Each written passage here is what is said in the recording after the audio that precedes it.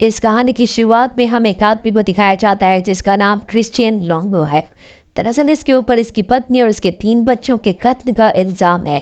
Police ने इसे पकड़ लिया है, लेकिन पुलिस को ये अपना असली नाम नहीं पता था, बल्कि अपना नाम माइकल फिंकल बताता है।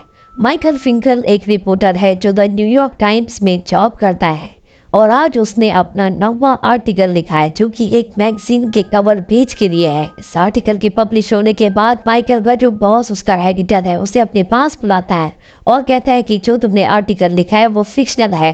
दरअसल तुम चाहते हो कि सब तुम्हारी स्टोरी पर ध्यान दें, तुम्हारी स्टोरी को सब पढ़े, इसीलिए तुमने ऐसा किया है। तुमने जर्नलिज्म के बेसिक प्रिंसिपल्स को तोड़ा है और अब माइकल को उसकी जॉब से निकाल दिया जाता है। इस बात से माइकल बहुत ज्यादा परेशान हो जाता है क्योंकि अब उसके पास कोई भी जॉब नहीं है। वो अपने घर वापस आता है जहां उसकी पत्नी चिल है। वो चाहता है किसी भी कीमत पर एक बार फिर से एक रिपोर्टर की जॉब हासिल कर लें, लेकिन उसे कहीं भी कोई भी जॉब नहीं मिल रहा होता है क्योंकि उसे द न्यूयॉर्क टाइम्स मैगजीन से निकाला गया है, जो दुनिया की लगभग सबसे बेहतरीन मैगजीन्स में से एक मैगजीन है। माइकल को अगले 2 सालों तक कोई भी जॉब नहीं मिलता और साल आता है सन 2003 का, जब माइकल को एक रिपोर्टर का कॉल आता है जो कि ओरेगन से होता है और वो माइकल को क्रिश्चियन लोंगो के बारे में बताता है जिसके ऊपर उसकी पत्नी और उसके 3 बच्चों के कत्ल का इल्जाम होता है। वो माइकल से कहता है कि जब उसे न्यूयॉर्क में पकड़ा गया था तो उसने अपना नाम तुम्हारा नाम बताया था, यानी कि माइकल फिंकल। साथ ही उसने पुलिस को ये भी बताया था कि द न्यूयॉर्क टाइम्स में वो जॉब करता है।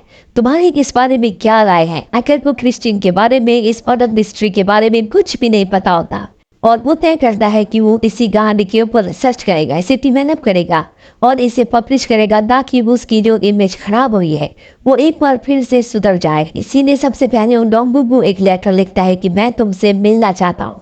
जल्द ही उसे उसका जवाब मिल जाता है।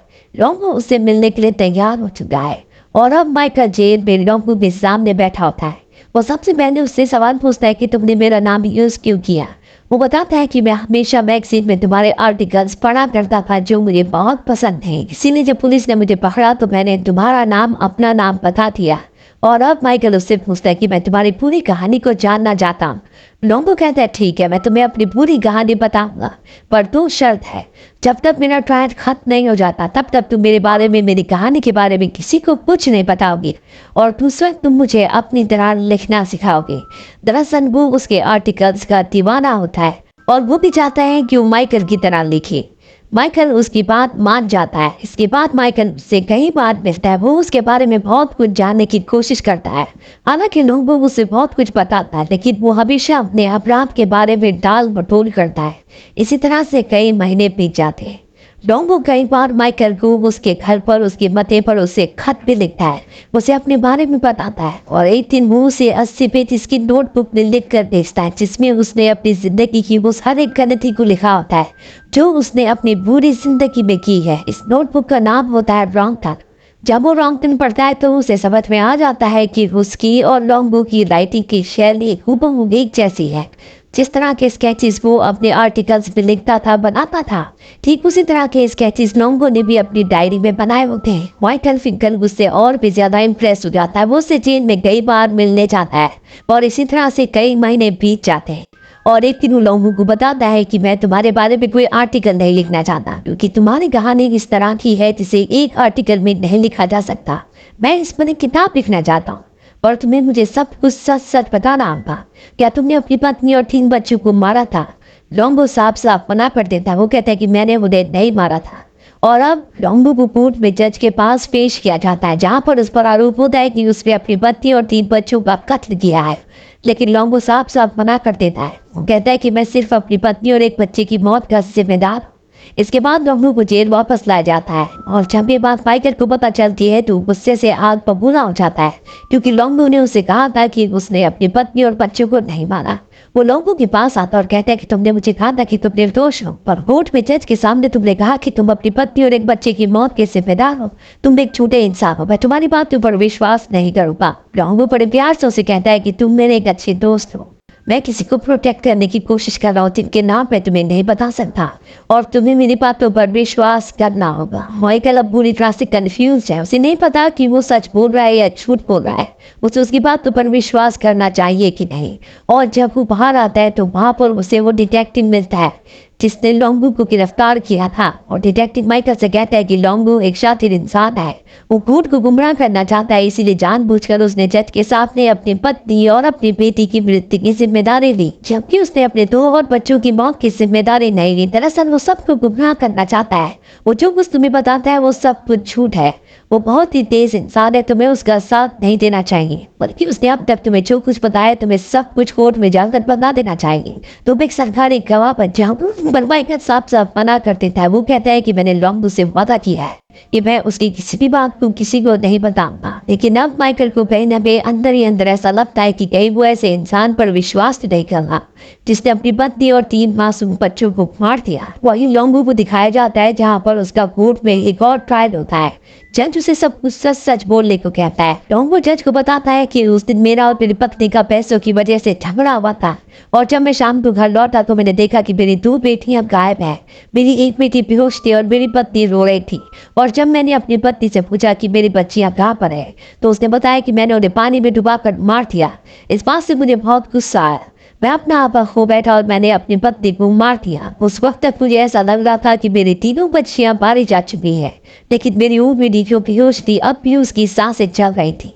पर अब मेरी जिंदगी में कुछ भी नहीं बचा था। मेरा पूरा परिवार खत्म हो चुका था और मैं नहीं चाहता था कि मेरी बेटी इस दुनिया में अकेली रहे, इसीलिए मैंने उसे भी मार दिया। लोंगो की इस गवाही के बाद सब के सब शॉक्ड हो जाते हैं। सब सोचते हैं कि कोई कैसे अपनी छोटी सी बच्ची को मार सकता है। जज को भी उसकी बातों पर, उसकी गवाही पर विश्वास नहीं होता। उन्हें पूरा यकीन है कि लोंगो झूठ बोल रहा है और उसी ने अपनी पत्नी और 3 बच्चियों को मारा है। इसीलिए लोंगो को मौत की सजा सुनाई जाती है और उसे डेथ रो भेजने का हुक्म दिया जाता है। लोंगो यहाँ पर माइकल को देखता है। उसके चेहरे पर, उसकी आंखों पर अजीब सी चमक होती है। ये देखकर माइकल को बहुत गुस्सा आता है। उसे पूरा विश्वास हो जाता है कि अब तक लोंगो ने जो भी कहानी उसे सुनाई थी वो सब झूठ थी। दरअसल वो ऐसा इसलिए करना था ताकि वो कोर्ट को जो भी स्टेटमेंट दे उस पर ज्यादा विश्वास किया जा सके, पर किसी ने उसकी बातों पर विश्वास नहीं किया और अब उसे डेथ रो भेज दिया गया है। कुछ दिनों बाद माइकल एक बार फिर से लोंगो से डेथ रो मिलने जाता है और उसे कहता है कि तुम झूठे हो, तुमने अपने पूरे परिवार को मारा था। पर यहाँ पर एक बार फिर से लोंगो उससे झूठ कहता है और कहता है कि जब मैं अपने घर पहुंचा तो मैंने देखा कि मेरी पत्नी मेरी बेटी को मार रही है। इसके बाद मैं ब्लैकआउट हो गया, मुझे कुछ नहीं पता चला कि क्या हुआ। पर अब माइकल उसकी बातों पर विश्वास नहीं करता और कहता है कि तुम झूठ बोलते हो, तुम भी मटर हो, तुमने अपने पूरे परिवार को मारा है। अब मैं तुम्हारी किसी बात पर विश्वास नहीं करूंगा। लोंगो से कहता है कि तुम में और मुझ में कोई फर्क नहीं है। तुम अपनी किताब पूरी करने के लिए एक ऐसे आदमी से बात कर रहे हो जिसने अपने पूरे परिवार को मारा है, क्योंकि तुम अपने करियर को बचाना चाहते हो, ठीक उसी तरह जिस तरह से मैं अपने आप को बचाना चाहता हूँ। ये सारी बातें सुनने के बाद एक पल के लिए माइकल स्तब्ध हो जाता है, क्योंकि कहीं ना कहीं ये सच होता है।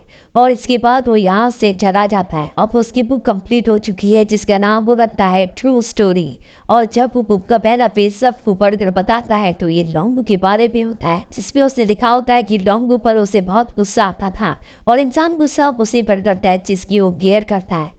हालांकि लोंगो मुझे हमेशा से बेवकूफ बनाना था, लेकिन उसकी कहानी ने मेरी जिंदगी को एक मोड़ दिया। उसकी बातों से मेरी जिंदगी में बहुत प्रभाव पड़ा। वो मेरी जिंदगी में एक तूफान लेकर आए जिस तूफान में मैं बच गया। अब वो अपनी किताब पढ़ना बंद करता है और तभी वहाँ पर बहुत सारे लोग और रिपोर्टर होते हैं जो उससे सवाल करते हैं और तभी वहाँ पर उसे लोंगो भी दिखता है जो कि उसका भ्रम होता है। लोंगो उससे कहता है कि मैंने अपनी आज़ादी को खोया है, लेकिन तुमने भी कुछ न कुछ खोया होगा। माइकल उसकी इस बात का कोई भी जवाब नहीं दे पाता। इस बात की कुछ सालों बाद दिखाया जाता है कि लोंगो अपने गुनाह को कबूल कर लेता है।